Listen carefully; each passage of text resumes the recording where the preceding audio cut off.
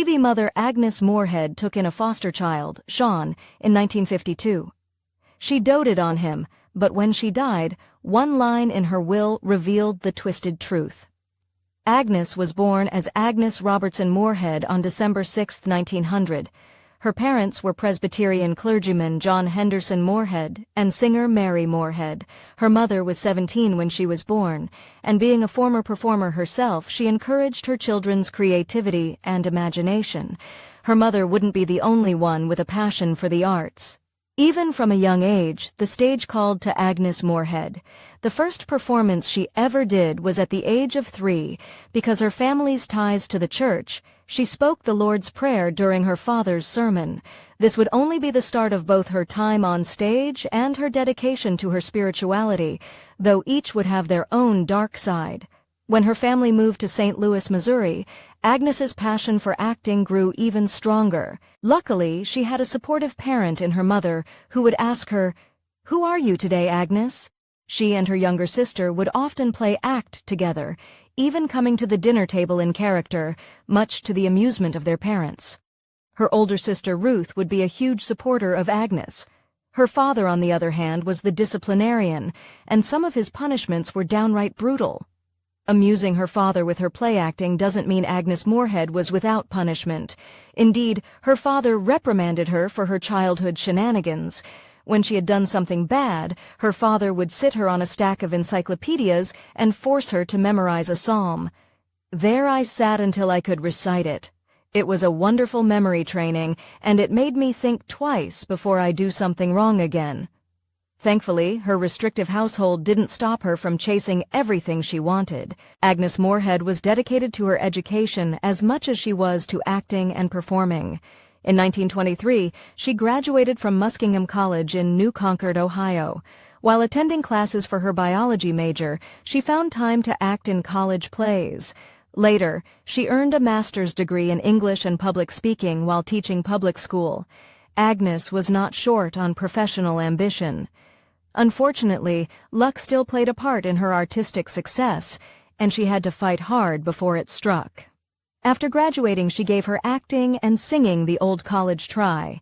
Agnes auditioned and was cast as an understudy and company in a number of Broadway titles, like Scarlet Pages, All the King's Horses, and Soldiers and Women. Agnes Moorhead acted infrequently in stage plays. Though she was living the stereotypical struggling artist's life, poverty hit her particularly hard. At one point, she went 4 days without eating because she couldn't afford food. Her major break came when a radio station hired her. Sometimes she appeared on multiple programs in a day, which she says was great vocal training. It wasn't an easy time for her, but it laid the groundwork for her future success. In 1930, Agnes made a connection she couldn't shake. She married a fellow actor, John Griffith Lee, on June 5th. She kept the details of their relationship quiet, often staying out of the public eye together. Yet the information that did come out was shocking, to say the least. John wasn't as successful an actor as Agnes, which meant he sought other ways to make a living. During their marriage, John registered to fight in World War II.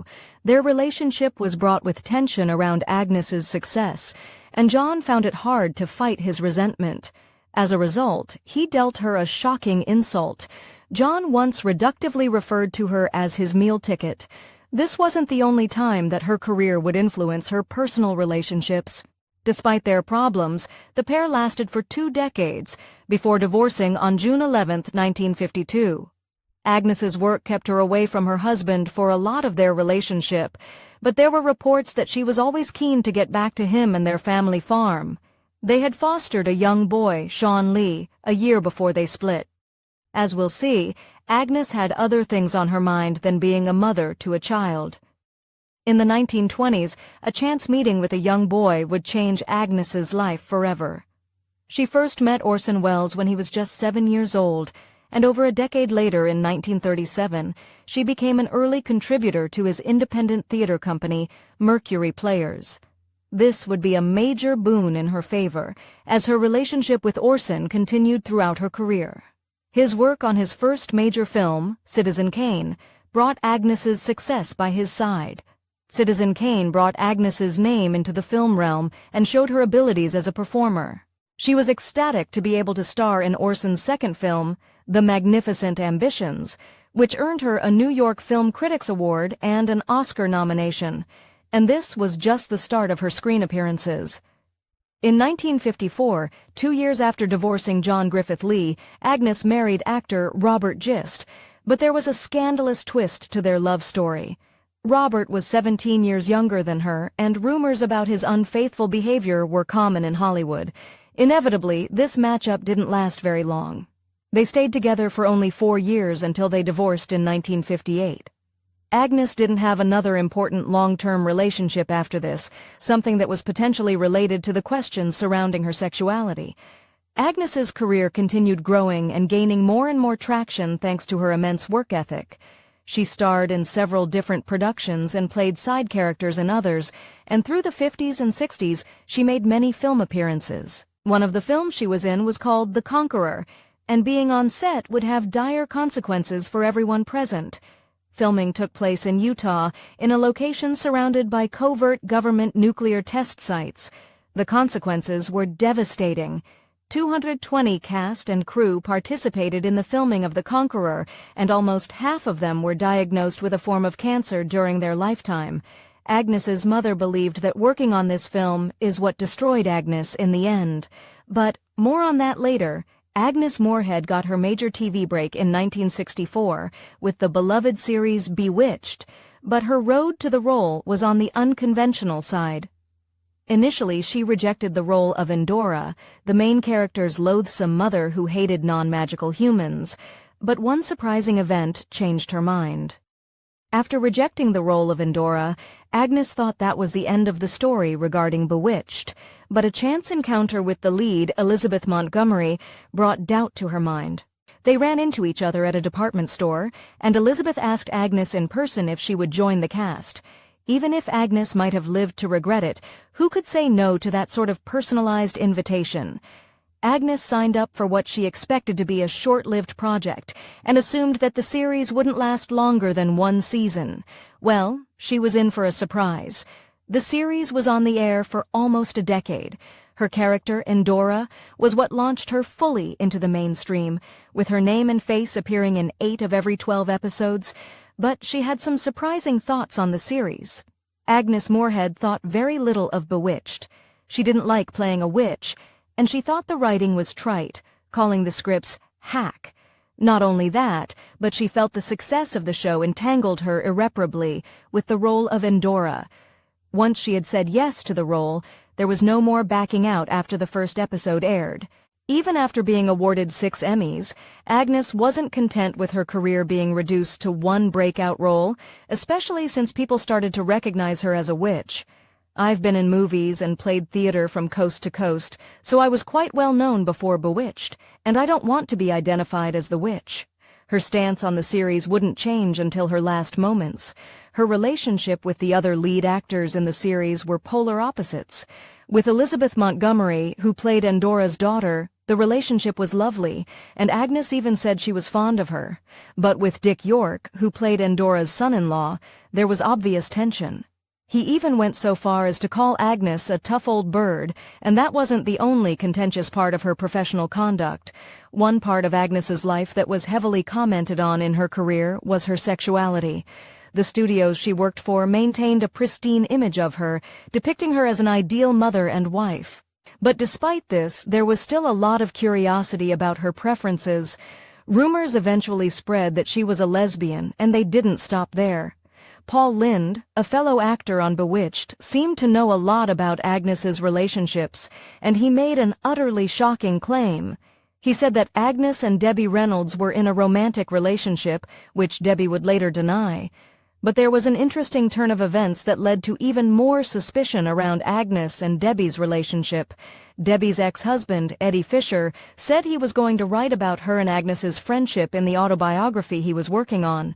The argument stands that if the women's relationship was merely platonic, there wouldn't be anything to worry about. But Debbie pressured him with legal action should he expose the details of their relationship. That wasn't the only evidence for Agnes's supposed lesbianism. According to Paul, Agnes Moorhead had many intimate lady friends in her early career, before she became a bit puritanical in how she behaved. Supposedly it was a well-kept secret by the industry. Not only that, but Paul alleges that she made a very surprising claim during a fight with one of her husbands. Apparently, after catching her husband cheating on her, Agnes yelled at him and said if he could mingle with women outside of their relationship, she could too. Rumors from Paul are difficult to substantiate, though, as he was known to spread gossip and unfounded rumors. Strangely, many of his comments hold a lot of water. When writer Bose Hadley questioned Agnes about her sexuality in 1973, she was very coy and evasive in her answers. Bose grouped her alongside many other actors who had participated in non-heterosexual relationships, and her response was, "Yes, you'd love to put me in their excellent company, even if I don't belong in the same category." In some cases, denying or evading the truth can be even more telling than a confession. Remember her foster son, Sean? Partway through filming for Bewitched, Sean finished high school.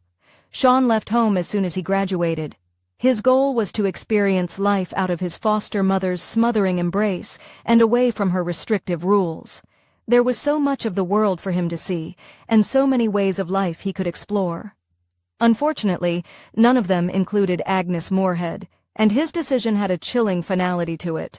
When he left, that was the last time she ever saw her foster son, even during one of the most important moments of her life. By the time Bewitched wrapped, Agnes's health was worsening, but that didn't stop her from working hard, putting out several films, and going on a Broadway tour. She even took a stab at voice acting and voiced Goose in Charlotte's Web. Little did she know these would be some of her final years in the acting scene. It was 1973 when Agnes's health took a turn for the worse. At the time, she was working on the Broadway adaptation of Gigi, in which she played Aunt Alicia. Acting in musicals is physically demanding, and she participated in several musical numbers. Then she became very sick, to the point where they had to replace her in the production.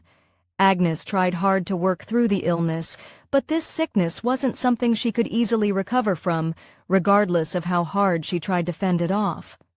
That's when she got a devastating diagnosis. Agnes was suffering from uterine cancer that had spread to her lungs.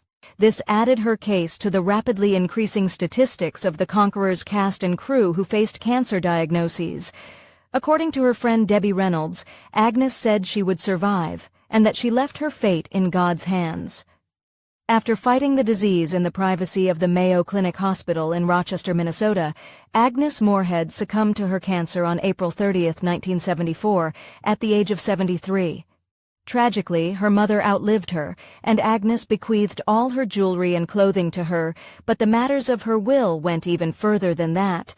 Agnes willed $25,000 to Muskingum College, along with requests to fund at least one scholarship in her name.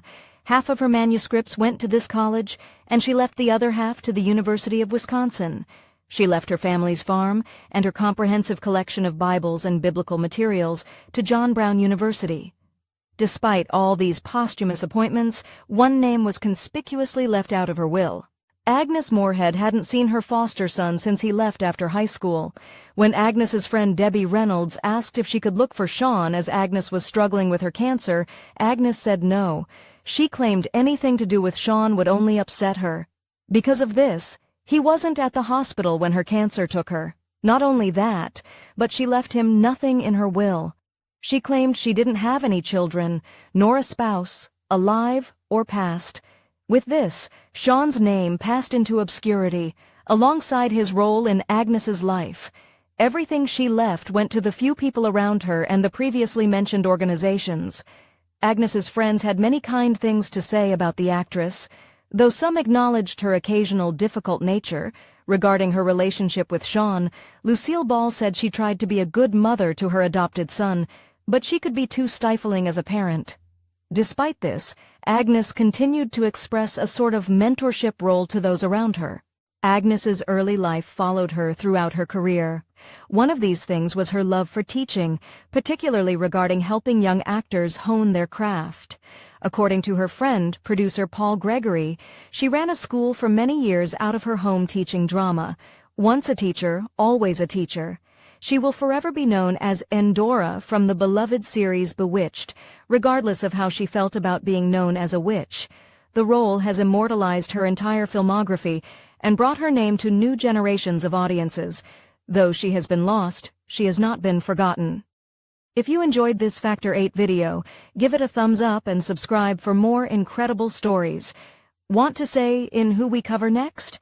Join our membership program through the link in the description for exclusive perks. Your support means everything to us. Thanks for watching, and we'll see you in the next one.